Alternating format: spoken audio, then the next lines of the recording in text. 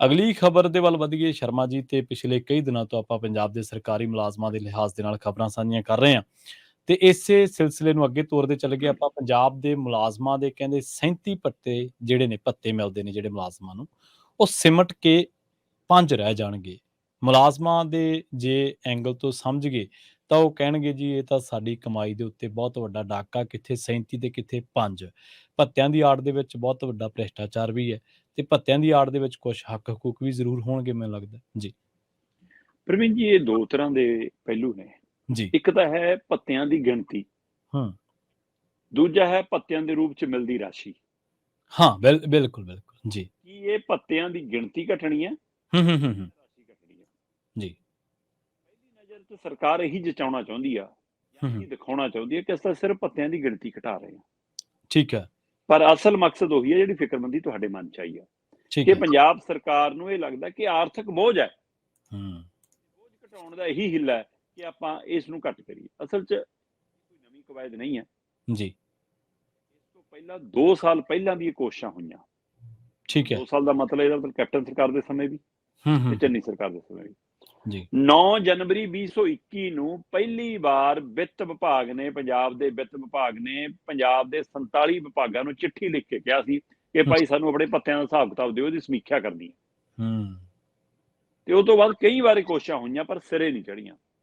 ਮਾਨ ਸਰਕਾਰ ਨੇ ਇੱਕ ਨਵੇਕਲੀ ਕੋਸ਼ਿਸ਼ ਕੀਤੀ ਆ ਕਿ ਉਹਨਾਂ ਨੇ ਚਿੱਠੀ ਲਿਖਣ ਦੀ ਬਜਾਏ ਮੀਟਿੰਗ ਤੇ ਸੱਦ ਲਏ ਸਾਰੇ ਵਿਭਾਗ। ਠੀਕ ਹੈ। ਮੀਟਿੰਗ ਇੱਕ ਦਿਨ ਨਹੀਂ ਚੱਲਣੀ, ਲਗਾਤਾਰ ਚੱਲਣੀ ਹੈ। ਕੱਲ ਤੋਂ ਮੀਟਿੰਗਾਂ ਦਾ ਦੌਰ ਸ਼ੁਰੂ ਹੋ ਚੁੱਕਿਆ।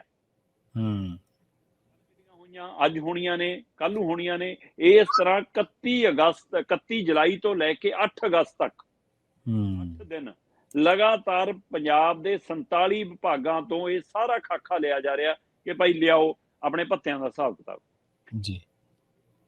47 ਵਿਭਾਗਾਂ 'ਚ ਵੱਖੋ-ਵੱਖ ਕੈਟਾਗਰੀ ਦੇ ਮੁਲਾਜ਼ਮ, ਕੋਈ ਮਤਲਬ ਚੌਥਾ ਦਰਜਾ ਹੁੰਦਾ ਹੈ, ਕੋਈ ਇਹ ਕੈਟਾਗਰੀ ਹੈ ਜੀ, ਕੋਈ B ਕੈਟਾਗਰੀ ਹੈ ਜੀ, ਕਿਸੇ ਦਾ ਰੈਂਕ ਹੋਰ ਹੈ ਜੀ, ਕਿਸੇ ਦੀ ਹੈ ਨਾ ਮਤਲਬ ਕਿ ਨੌਕਰੀ 'ਚ ਆਉਣ ਦੇ ਸਮੇਂ ਹੱਦ ਦਾ ਹਿਸਾਬ ਕਿਤਾਬ ਹੋਰ ਹੈ ਜੀ, ਕੋਈ ਕੰਟਰੈਕਟ ਬੇਸ ਹੈ ਜੀ, ਕੋਈ ਪੱਕਾ ਪਰਮਾਨੈਂਟ ਹੈ ਜੀ, ਕੋਈ ਕੇਂਦਰ ਤੋਂ ਉਹਦੇ ਪਰ ਆਇਆ ਵਾ ਜੀ ਡੈਪੂਟੇਸ਼ਨ ਦੀ, ਕਿੰਨਾ ਕੁਛ ਹੈ।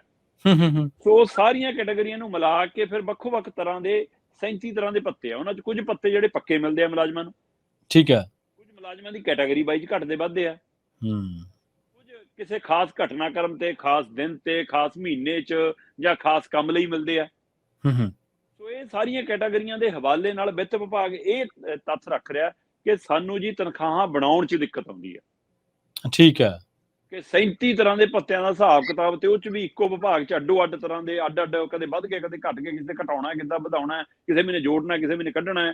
ਸੋ ਇਹ ਸਾਰਿਆਂ 'ਚ ਕਰਕੇ ਕਹਿੰਦੇ ਤਨਖਾਹਾਂ ਬਣਾਉਣ 'ਚ ਦਿੱਕਤ ਆਉਂਦੀ ਹੈ। ਇਸ ਲਈ ਇਹਨਾਂ ਨੂੰ ਛੋਟਿਆਂ ਕਰਕੇ 5 ਜਾਂ 6 ਭੱਤਿਆਂ ਦੇ ਰੂਪ 'ਚ ਰੱਖਿਆ ਜਾ ਸਕਦਾ। ਠੀਕ ਹੈ। ਜਿੰਨੇ ਕਿ ਆਪਾਂ ਲੋਕਾਂ ਨੇ ਗੱਲ ਕੀਤੀ, ਤੁਹਾਡੇ ਕੋਲ ਜਦੋਂ ਇਹ ਸਵਾਲ ਹੈ ਤੁਸੀਂ ਤੁਰੰਤ ਕਿਹਾ ਕਿ ਇਹਦੇ ਨਾਲ ਮੁਲਾਜ਼ਮ ਕੀ ਸਹਿਮਤ ਹੋਣਗੇ, ਤੇ ਮੁਲਾਜ਼ਮ ਤਾਂ ਇਸ ਮਸਲੇ ਤੇ ਪਹਿਲਾਂ ਫਿਕਰਮੰਦ ਹੋਣਗੇ। ਉਹਨਾਂ ਨੂੰ ਤਾਂ 5 ਤੋਂ 6 ਤੋਂ ਮਤਲਬ ਨਹੀਂ, ਉਹਨਾਂ ਤੋਂ ਹੈ ਕਿ ਸਾਡੇ ਕਿਤੇ ਪੈਸੇ ਤਾਂ ਨਹੀਂ ਕੱਟੇ ਜਾਣਗੇ। ਪੈਸੇ ਤਾਂ ਨਹੀਂ ਕੱਟੇ ਜਾਣਗੇ, ਬਿਲਕੁਲ ਸਹੀ ਹੈ। ਆਪਣੀਆਂ ਮੀਟਿੰਗਾਂ ਬੁਲਾ ਕੇ ਲਾਲ ਝੰਡੇ ਕੱਢ ਲਏ ਹੋਣੇ, ਵਾਲੇ ਨੂੰ ਪੁੱਛ ਲਿਆ ਹੋਣਾ ਕਿ ਭਾਈ ਧਰਨੇ ਤੇ ਬੈਠਣਾ।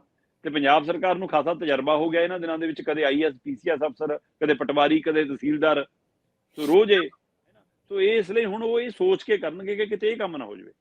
30 ਅਗਸਤ ਲੰਘੇ ਕੱਲ ਤੋਂ ਲੈ ਕੇ 8 ਅਗਸਤ ਤੱਕ ਵਿਭਾਗਾਂ ਨੂੰ ਸੱਦਿਆ ਗਿਆ। ਉਹਦੇ ਵਿੱਚ ਉਹਨਾਂ ਨੂੰ ਕਿਹਾ ਗਿਆ ਕਿ ਤੁਸੀਂ ਭੱਤਿਆਂ ਦੇ ਨਾਮ, ਹਰੇਕ ਵਿਭਾਗ ਨੂੰ ਕਿਹੜੇ-ਕਿਹੜੇ ਭੱਤੇ ਮਿਲਦੇ ਨੇ ਉਹਨਾਂ ਦੇ ਨਾਮ, ਮੁਲਾਜ਼ਮਾਂ ਦੀ ਕੈਟਾਗਰੀ ਵਾਈਜ਼ ਮਿਲਦੇ ਭੱਤੇ, ਹਾਂਜੀ, ਕਰਮਚਾਰੀਆਂ ਦੀ ਸੰਖਿਆ ਕਿੰਨੀ ਹੈ ਤੁਹਾਡੇ ਵਿਭਾਗ 'ਚ, ਫਿਰ 5ਵੇਂ ਪੇ ਕਮਿਸ਼ਨ ਦੇ ਹਿਸਾਬ ਨਾਲ ਜਿਹੜੀ ਉਹਨਾਂ ਦੀ ਤਨਖਾਹ ਬਣਦੀ ਆ ਉਹਦੇ ਵਿੱਚ ਭੱਤਿਆਂ ਦਾ ਕਿੰਨਾ ਹਿੱਸਾ ਹੈ। ਫਿਰ ਕਹਿੰਦੇ ਜੀ ਭੱਤਿਆਂ ਦਾ ਆਰਥਿਕ ਬੋਝ ਕੀ ਆ ਤੁਹਾਡੇ ਵਿਭਾਗ ਤੇ ਫਿਰ ਆਪਣੇ ਸੰਬੰਧਿਤ ਵਿਭਾਗ ਦੇ ਹਵਾਲੇ ਨਾਲ ਭੱਤਿਆਂ ਲਈ ਤੁਹਾਡਾ ਸੁਝਾਅ ਕੀ ਆ। ਜੀ ਜੀ, ਸਾਰੀ ਜਾਣਕਾਰੀ ਲੈ ਕੇ ਆਇਓ। ਇਸ ਜਾਣਕਾਰੀ ਤੋਂ ਬਾਅਦ ਵਿਭਾਗ ਫੈਸਲਾ ਕਰੂਗਾ। ਪਹਿਲੇ ਪੜਾਅ 'ਚ ਇਹੀ ਦਿਖਾਇਆ ਜਾ ਰਿਹਾ ਕਿ 5 ਤੋਂ 6 ਭੱਤੇ ਰਹਿ ਜਾਣਗੇ 37 ਤੋਂ ਘੱਟ ਕੇ। ਪਰ ਸਰਕਾਰ ਦੀ ਮਨਸ਼ਾ ਹੈ ਕਿ ਕੁਝ ਭੱਤੇ ਜਿਹੜੇ ਬੇਲੋੜੇ ਨੇ, ਬਿਨਾਂ ਮਤਲਬ ਦੇ ਨੇ, ਜਿਹੜੇ ਲੱਗਦੇ ਨੇ ਸਿਰਫ ਜੇਬ ਕਟਾਈ ਹੈ ਜਾਂ ਕਿਸੇ ਸਮੇਂ ਵੋਟਾਂ ਦੇ ਹਵਾਲੇ ਨਾਲ ਦਿੱਤੇ ਗਏ ਨੇ, ਉਹਨਾਂ ਤੇ ਕੈਂਚੀ ਫੇਰੀਏ ਤਾਂ ਕਿ ਪੰਜਾਬ ਨੂੰ ਆਰਥਿਕ ਬੋਝ ਘਟੇ। ਬਿਲਕੁਲ ਜੀ, ਮੈਂ ਕਹਿੰਦਾ ਜੇਕਰ ਇਹ ਸਰਕਾਰ ਕਰਨਾ ਚਾਹੁੰਦੀ ਆ, ਸਰਕਾਰ ਦੀ ਇੱਛਾ ਸ਼ਕਤੀ ਹੈ ਕਿ ਸਰਕਾਰ ਤੇ ਬੋਝ ਘਟੇ, ਤਾਂ ਇਹ ਵੀ ਬੋਝ ਘਟਾ ਲੈਣ। ਹੈਲੀਕਾਪਟਰ 'ਚ ਤੇਲ ਪਾਉਣਾ ਘਟਾ ਲੈਣ। 3-3 ਲੱਖ ਜਿਹੜਾ ਹਰ ਸਾਲ ਪਰਿਵਾਰ ਨਾਲ ਘੁੰਮਣ ਜਾਓ ਚਾਹੇ ਨਾ ਜਾਓ, ਟਿਕਟਾਂ ਦੇ ਕੇ ਪੈਸੇ ਲੈ ਲਓ, ਉਹ ਘਟਾ ਲੈਣ। ਹੂੰ, ਹੂੰ, ਹੂੰ, ਹਰ ਹੂੰ। ਐਮਐਲਏ ਨੂੰ 10-10 ਹਜ਼ਾਰ ਟੈਲੀਫੋਨ ਭੱਤਾ ਮਿਲਦਾ। ਹੁਣ ਕਿਹਦੇ ਕੋਲ ਹੈ ਲੈਂਡਲਾਈਨ ਫੋਨ, ਮੈਨੂੰ ਦੱਸ ਦਿਓ। ਜੀ, ਜੀ, ਬਿਲਕੁਲ। 10,000 ਕਿਹੜਾ ਹੈ? 500 ਰੁਪਏ ਦੇ ਨਾਲ ਸਾਲ ਲੰਘ ਜਾਂਦਾ ਹੈ। ਹੂੰ, ਇਨਕਮਿੰਗ ਫ੍ਰੀ ਆ, ਆਊਟਗੋਇੰਗ ਫ੍ਰੀ ਆ, ਹੈ ਨਾ? ਤੇ ਉਹ ਚਲੋ ਮੈਂ ਕਹਿੰਦਾ 2000 3000 ਵੀ ਹੋਵੇ ਮਹੀਨੇ ਦਾ, 10,000 ਟੈਲੀਫੋਨ ਭੱਤਾ ਮਿਲਦਾ ਹੂੰ, ਹੂੰ। ਉਹਨਾਂ ਦੇ ਉੱਤੇ ਵੀ। ਸੋ ਇਸ ਲਈ ਸਰਕਾਰ ਆਪਣੇ ਵੀ ਬੋਝ ਘਟਾਵੇ। ਉਹ ਗੱਡੀਆਂ ਦੇ ਕਾਫਲੇ ਜਿਹੜੀਆਂ 32 ਤੋਂ 45 ਹੋ ਗਈਆਂ, ਉਹਨਾਂ ਨੂੰ ਘਟਾ ਕੇ ਵੀ 5 ਤੇ ਲਿਆਓ। ਜੇ 37 ਤੋਂ ਤੁਸੀਂ 6-5 ਭੱਤੇ ਕਰਨੇ ਫਿਰਦੇ ਹੋ, ਤਾਂ 45 ਗੱਡੀਆਂ ਨੂੰ ਘਟਾ ਕੇ 5-6 ਤੇ ਲਿਆਓ। ਖਰਚਾ ਤਾਂ ਉੱਥੇ ਵੀ ਬਚ ਜਾਣਾ। 5 ਕੋਠੀਆਂ ਨੂੰ ਵੀ ਘਟਾ ਕੇ 1 ਤੇ ਕਰ ਲਓ, ਬਿਲਕੁਲ, ਵੀ ਬਿਲਕੁਲ। ਬਚ ਜਾਣਾ। ਸੋ ਇਸ ਲਈ ਜੇਕਰ ਤਾਂ ਇਹ ਇੱਛਾ ਸ਼ਕਤੀ ਹੈ, ਹੂੰ, ਹੂੰ। ਤਾਂ ਹਰ ਪਾਸੇ ਕਟੌਤੀ ਹੋਣੀ ਚਾਹੀਦੀ ਆ। ਜੇ ਸਿਰਫ ਇਹ ਮਤਲਬ ਕਿ ਇੱਕ ਤਰ੍ਹਾਂ ਨਾਲ ਡਰਾਮਾ ਕਰਕੇ ਦਿਖਾਉਣਾ ਹੈ, ਇਸ਼ਤਿਹਾਰ ਲਾਉਣਾ ਹੈ, ਫਿਰ ਇਹਦੇ ਉੱਤੇ ਸਰਕਾਰ ਨੂੰ ਮੁਲਾਜ਼ਮਾਂ ਦੇ ਰੋਸੇ ਦਾ ਵੀ ਸਾਹਮਣਾ ਕਰਨਾ ਪੈ ਸਕਦਾ। ਇਹ ਮਾਮਲਾ ਵੱਡਾ ਵੀ ਬਣ ਸਕਦਾ। ਜੀ, ਜੀ, ਜੀ। ਮੁਲਾਜ਼ਮਾਂ ਦੇ ਰੋਸੇ ਦੀ ਤਾਂ ਛੱਡੋ ਗੱਲ, ਤੁਸੀਂ ਮੁਲਾਜ਼ਮਾਂ ਦੇ ਰੋਸੇ ਦਾ ਸਾਹਮਣਾ ਕਰਨਾ ਪੈ ਹੀ ਸਕਦਾ, ਪਰ ਜਿਹੜੇ ਮੁਲਾਜ਼ਮ ਹੀ ਭਾਲਦੇ ਆ, ਸਰਕਾਰ ਉਹਨਾਂ ਦੇ ਰੋਸੇ ਦਾ ਤਾਂ ਲਗਾਤਾਰ ਸਾਹਮਣਾ ਕਰਦੀ ਹੈ।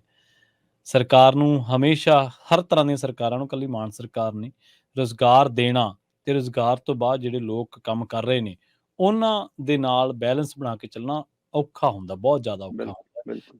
ਕਿਉਂਕਿ ਹਰ ਚੀਜ਼ ਦੇ ਵਿੱਚ ਤੁਹਾਨੂੰ ਪਤਾ ਹੱਕ, ਹਕੂਕ, ਅਧਿਕਾਰ ਆਉਂਦੇ ਆ, ਤੇ ਪਰ ਇਹਨਾਂ ਅਧਿਕਾਰਾਂ, ਹੱਕਾਂ ਦੇ ਵਿੱਚ, ਆੜ ਦੇ ਵਿੱਚ ਬਹੁਤ ਕੁਛ ਐਸਾ ਹੋ ਰਿਹਾ ਹੁੰਦਾ ਜਿਹੜਾ ਕਈ ਵਾਰੀ ਨਹੀਂ ਹੋਣਾ ਚਾਹੀਦਾ ਹੁੰਦਾ। ਨਹੀਂ ਹੋਣਾ ਚਾਹੀਦਾ, ਔਰ ਇਹ ਬਿਲਕੁਲ। ਚੰਗੀ ਗੱਲ ਹੈ ਕਿ ਤੁਸੀਂ ਸਾਰਿਆਂ ਨੂੰ ਇੱਕੋ ਲਪੇਟੇ ਲਿਆ। ਵੈਸੇ ਹੈ ਤਾਂ ਇਹ ਵੀ ਜਿਹੜੇ ਨੌਕਰਸ਼ਾਹ ਨੇ, ਉਹ ਤਾਂ ਸਾਡੇ ਮੁਲਾਜ਼ਮ ਹੈਗੇ ਹੀ ਨੇ, ਪਰ ਜਿਹੜੇ ਆ 5-5 ਸਾਲਾਂ ਦੇ ਲਈ ਆਉਂਦੇ ਨੇ, ਇਹ ਵੀ ਕਿਸੇ ਦੇ ਮੁਲਾਜ਼ਮ ਨੇ।